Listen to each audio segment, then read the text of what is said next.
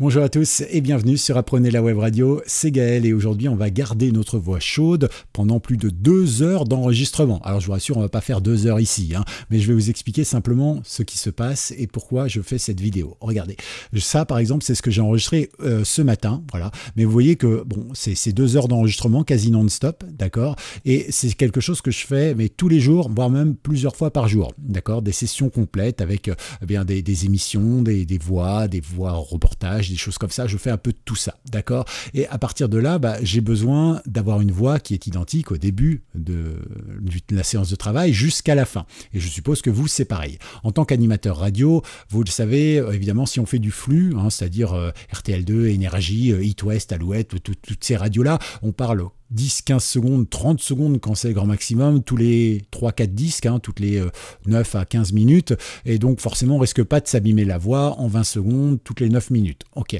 mais par contre effectivement, si vous êtes par exemple sur des radios où vous avez un peu plus de liberté, vous pouvez par exemple faire de la créativité, créer des textes, les lire à l'antenne, les interpréter et tout ça, si vous faites des interviews, alors bon, une interview normalement c'est l'autre qui parle, donc ça va bien, mais voilà, il y a des moments où parfois vous devez devoir parler pendant longtemps. Si vous faites des podcasts par exemple ou des choses comme ça, eh bien vous allez devoir parler pendant longtemps. Et comment fait-on pour parler pendant longtemps sans avoir notre voix qui change et surtout sans perdre notre voix à la fin de la fameuse session d'enregistrement, avoir la voix qui part en non, excusez-moi du terme, mais voilà, comment on fait? C'est très simple, en réalité, eh bien, je vais vous montrer, moi j'utilise 4 techniques, enfin 4, oui, et puis je vous en rajouterai une 5e qui est connue aussi. Alors ce sont sûrement des techniques que vous connaissez probablement, ce sont sûrement des techniques qui sont similaires aussi au théâtre et au chant, mais n'ayant fait ni l'un ni l'autre, je ne peux pas vous le dire. Par contre la radio, ça fait 25 ans que j'en fais, 26 même que j'en fais en tant qu'animateur, et ça fait 20 ans que je fais en professionnel,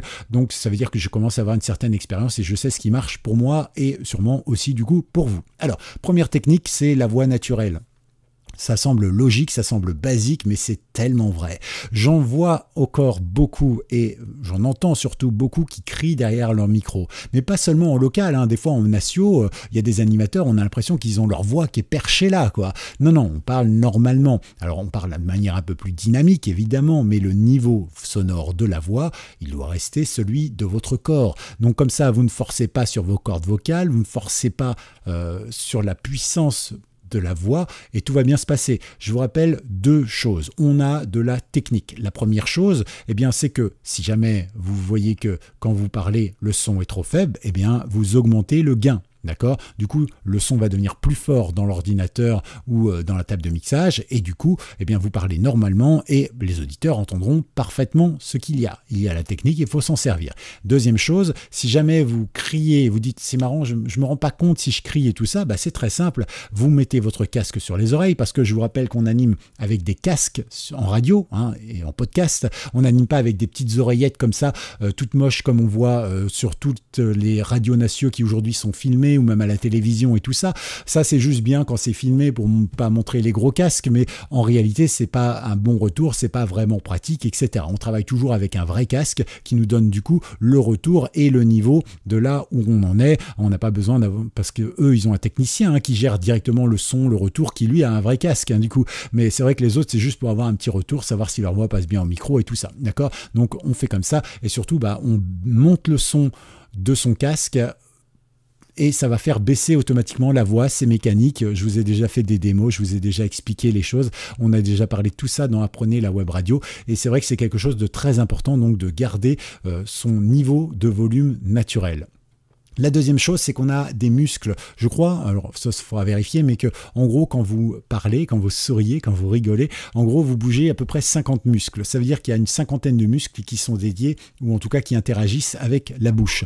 Et vous l'avez peut-être remarqué, moi ça m'arrive notamment en ce moment, puisque je fais 2 matinales, alors pas en direct, mais avec 5 ou 6 minutes de retard chacune, et je les fais quasiment en simultané, voilà, et c'est pour 2 radios différentes, alors c'est un peu chaud, mais voilà, et c'est vrai que les premières interventions, la phrase est bonne jusqu'à là, la phrase est bonne jusqu'à là, la phrase est bonne jusqu'à dans ma bouche et parfois pour la toute première intervention, je sens que la dernière syllabe d'un mot ou quoi que ce soit, hop, elle veut pas venir, hein, ou c'est pas la bonne qui sort, vous savez, ça arrive ça de temps en temps quand on n'est pas bien réveillé, et donc bah, forcément pour ça il va falloir faire travailler un petit peu, décrisper notre mâchoire pour que ce soit plus fluide, et pour ça bah, c'est très simple en réalité, il y a quelques petits trucs qu'on peut faire, comme le fameux ma, me, mi, mo, mu, vous savez, bien articulé. D'ailleurs articuler c'est très bien parce que pour une fois qu'il y a un mot de la langue française qui correspond bien à ce qu'il doit faire, ça va bien, autant jogging ça correspond à rien, autant articuler, bah là on sait très bien qu'on doit articuler, d'accord, donc ça c'est important. Vous pouvez faire aussi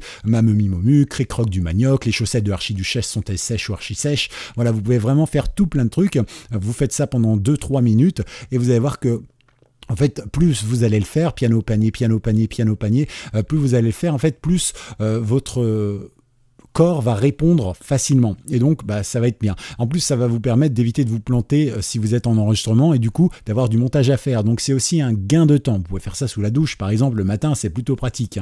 Autre chose que vous pouvez faire, eh bien c'est chauffer les cordes vocales. Bah oui, parce que tout comme les muscles de la bouche et les cordes vocales, il faut s'exercer. Quand vous faites un marathon par exemple, hein, eh bien c'est très simple, vous faites un marathon, eh bien vous vous échauffez quand vous sortez du vestiaire, d'accord, vous faites des petits mouvements d'épaule, des petits mouvements de cou, des mouvements de jambes, des mouvements de cheville, voilà, vous échauffez vos muscles, sinon c'est claquage assuré dès le premier kilomètre. Puis surtout, vous partez pas comme un gueudin, on est bien d'accord là-dessus, je pense. Donc évidemment, là, quand on fait un marathon, on y va mollo avec son corps parce que 42 km, c'est long. Et ben c'est pareil, quand on a 2 heures d'enregistrement à faire, on y va mollo avec ses cordes vocales. Et pour ça, il y a 2 techniques où effectivement vous utilisez les gammes. Voilà, vous utilisez un petit peu toutes les sonorités. Ou alors tout simplement, si vous n'êtes pas comme moi, vous n'êtes pas une Castafiore, eh bien vous pouvez tout simplement utiliser la méthode du crash test dummies. Voilà, pour les plus anciens d'entre vous, ceux qui ont 40 ans et plus, bah, vous connaissez forcément pourquoi je dis ça, vous le savez. Pour les autres, eh bien, c'est tout simplement parce que les Crash Test Dummies, c'est un groupe des années 70, 80, 90, qui effectivement avait sorti une petite chanson qui s'appelait et dans le refrain, ils font voilà, et vous faites ça tout simplement à différentes tonalités.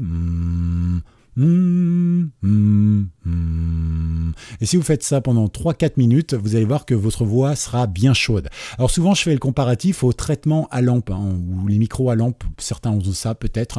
Et un traitement à lampe, qu'est-ce que c'est? Bien, c'est un traitement de son. Moi j'ai ça d'ailleurs avec une lampe à l'intérieur. Et cette lampe en fait, quand vous allumez, bah, elle se met à s'allumer. D'accord? Jusqu'à là, pas de souci. Sauf que cette lampe, pour vraiment produire un beau son bien doux, bien chaleureux, eh bien il lui faut travailler, être bien chaude et travailler pendant environ un quart d'heure avant que ce soit bien chaud et que le son soit optimum. Alors vous pouvez bien sûr enregistrer avant, mais vous n'aurez pas le même résultat. Ce qui fait que si vous devez reprendre un moment d'enregistrement au tout début de l'enregistrement, mais que vous n'avez pas attendu un quart d'heure, vous allez peut-être entendre une différence, d'accord? Donc voilà, c'était la petite astuce. Il faut chauffer sa voix, ça c'est important. C'était notre 3e petit point. Le 4e, eh bien c'est très simple, c'est la tenue. Je vous en ai parlé tout à l'heure. Alors pas la tenue, le short et tout ça pour le marathonien, non, mais effectivement la tenue, comment on se tient. Évidemment, on court pas comme ça, évidemment on n'anime pas comme ça avec les épaules tout courbé, un peu penaud comme ça. Non, évidemment on recule les épaules, on se met bien droit, on se met à l'aise. Si vous êtes plus à l'aise debout, ben mettez-vous bien debout. Alors pour le chant, j'imagine que c'est pareil, pour le théâtre aussi, mais si vous êtes bien droit, notamment votre colonne d'air, là, elle est bien droite. Et si elle est bien droite, eh bien dans ce cas-là, l'air va sortir naturellement et avec de la force. Pareil, on sort l'air de son estomac et pas de ses poumons. Et là, vous allez avoir eh bien, tout simplement une colonne d'air qui va être pure et puissante, et croyez-moi, ça évitera de forcer sur sa corde vocale, et ça évitera aussi de forcer sur les muscles et tout ça, et vous allez vraiment vous faire bien entendre par vos auditeurs. Voilà, donc ça aussi c'est très important. Et enfin le dernier point, alors moi je ne l'utilise pas, mais je sais que certains l'utilisent, c'est tout simplement boire quelque chose de chaud avant de commencer. Alors souvent c'est une infusion avec du thym, parce que le thym c'est très bon pour la voix. Thym, miel, thym tout court, miel, voilà, infusion au miel si vous le souhaitez, ou bien un citron miel, c'est pas mal aussi, même si le citron, faut un petit peu éviter. Pourquoi? Parce que le citron c'est acide, ça va vous donner de la salive. Et du coup, on va entendre des bruits de bouche au micro. Admettez, c'est pas agréable. On est bien d'accord, on dirait un chien qui ronge un os, d'accord, et c'est pas ce qu'on veut au micro. Donc essayez ça, ou alors prenez une cuillère de miel tout simplement, mais prenez-la peut-être un quart d'heure ou 10 minutes avant de commencer votre émission. Et là, je vous garantis, vous allez avoir une voix qui va pouvoir rester au top, toujours avec la même tessiture, avec le même timbre, que vous commenciez maintenant et que vous finissiez dans 3 heures ou dans 10 minutes. Voilà, c'est plutôt pratique. J'espère que vous avez appris des choses. Ce sont des conseils que je vous partage. Ça fait quelques dizaines d'années maintenant que je suis dans le métier en tant que professionnel. Et voilà, c'est des trucs qui me servent moi tous les jours, qui sont même devenus naturels. C'est presque obligatoire pendant ma douche, en fait. Hein, même pendant les week-ends, quand je n'enregistre pas, je fais du crash test Doomies. C'est naturel, bon, c'est cadeau. De temps en temps, je chante autre chose, mais ça restera privé, je ne vous le dirai pas. Et toc. En tout cas, vous avez des idées, des inspirations, vous avez aussi des techniques et vous voulez les partager, n'hésitez pas. Je vous rappelle que cette chaîne est collaborative. Alors, laissez vos messages directement ici dans les commentaires. Pensez aussi à vous abonner, c'est bien, comme ça vous ne manquerez aucune vidéo. Et pensez aussi à mettre des likes, si possible positifs. Ça permettra tout simplement de faire voir cette vidéo à plus de monde et de faire évidemment mieux connaître aussi cette chaîne, parce que c'est vrai qu'on n'est pas... C'est une radio de niche, hein. Enfin c'est une chaîne de niche comme on dit, c'est-à-dire il n'y a pas énormément de monde qui peuvent nous écouter. Mais c'est vrai que la radio, le podcast, la voix en général, c'est quelque chose d'assez secret, d'accord? Moi, je n'hésite pas, je vous donne les astuces que j'ai engrangées. Et voilà, j'espère évidemment que vous en prenez acte, que vous en prenez soin et que vous aussi, du coup, vous partagez le tout. Parce que le but, c'est que l'information circule. Si une info circule pas, ça sert à rien de posséder cette information. Allez, à tout bientôt sur Apprenez la Web Radio. Ciao, ciao!